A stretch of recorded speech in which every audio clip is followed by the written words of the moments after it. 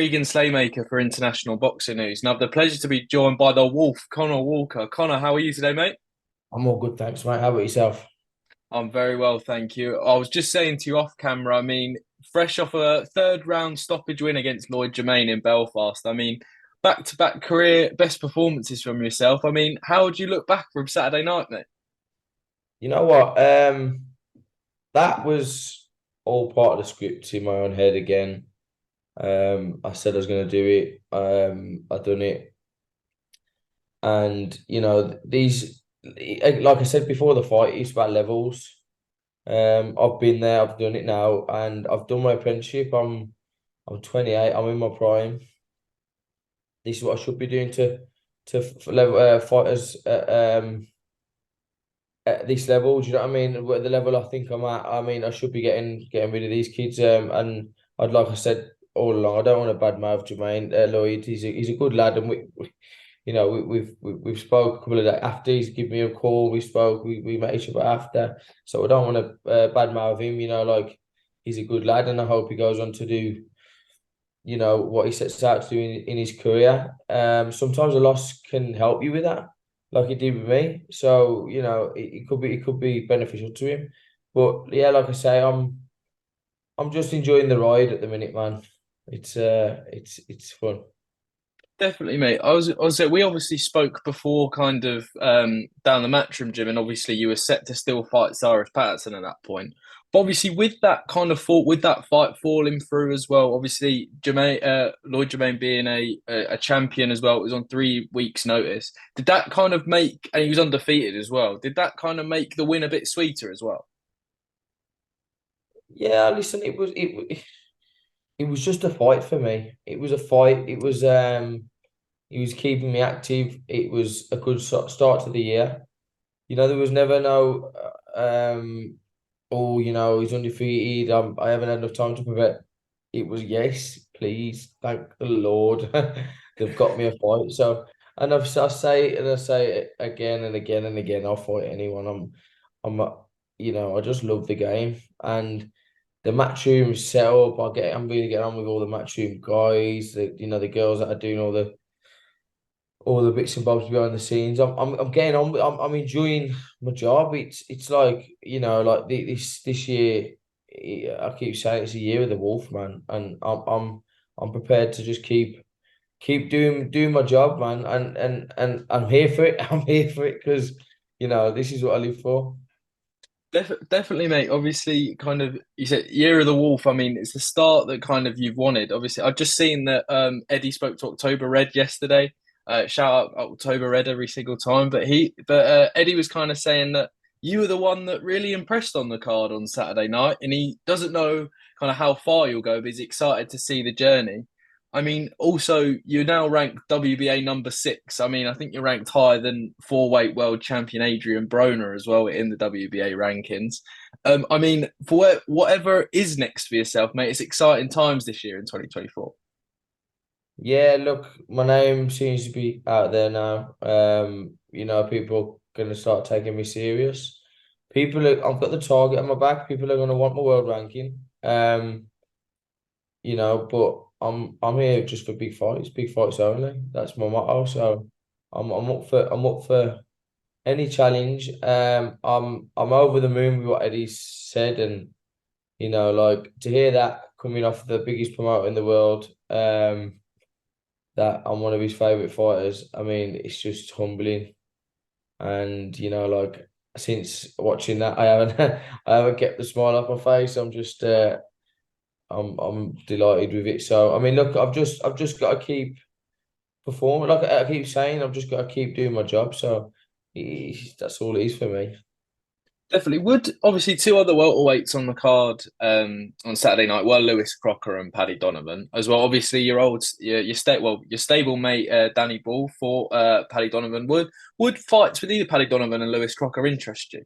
Yeah, definitely, definitely. Like it goes without saying that the fight that makes sense is them two, Northern Ireland going at it.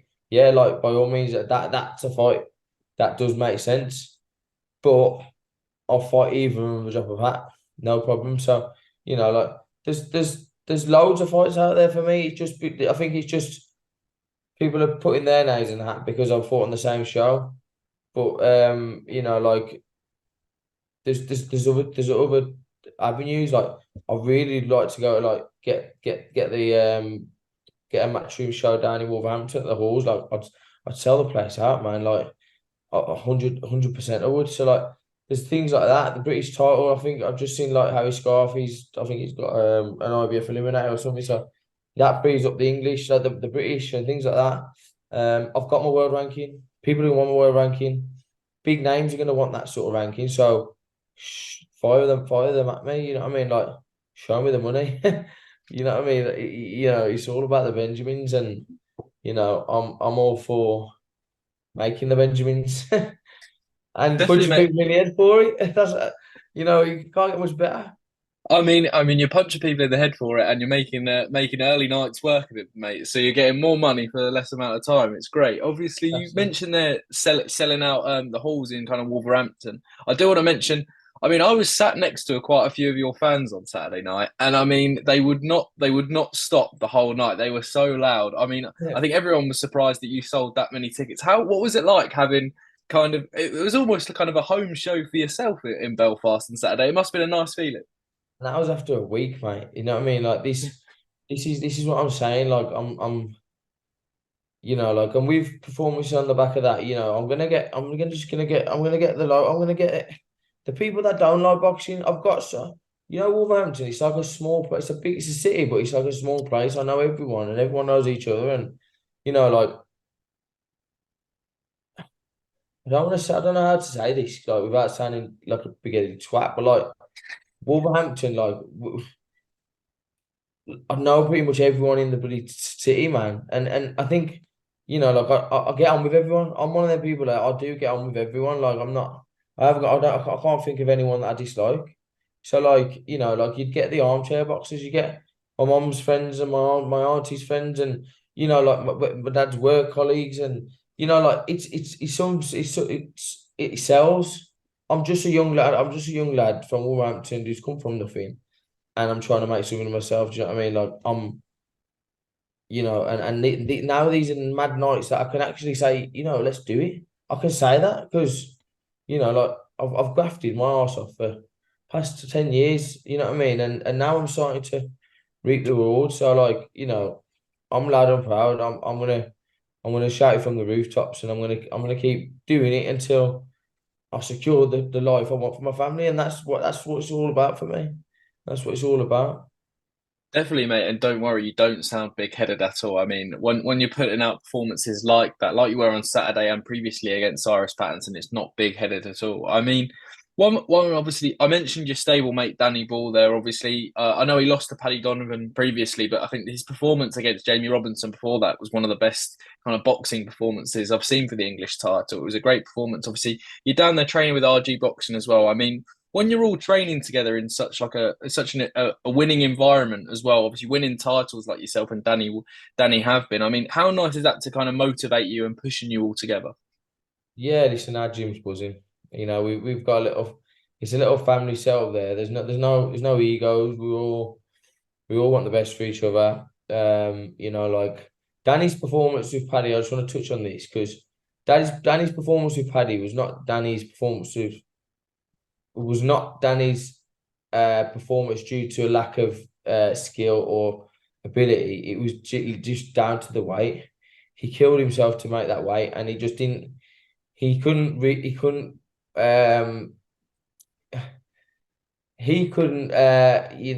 what's the word now, refuel after the weight cut, if you know what I mean. Like I seen what he done that week, man. It was, I won't wish it on my worst enemy, mate. So like Danny will be back. He's looking at coming back at super welterweight, which is going to be his new weight, and he's gonna have some massive nights at super welter.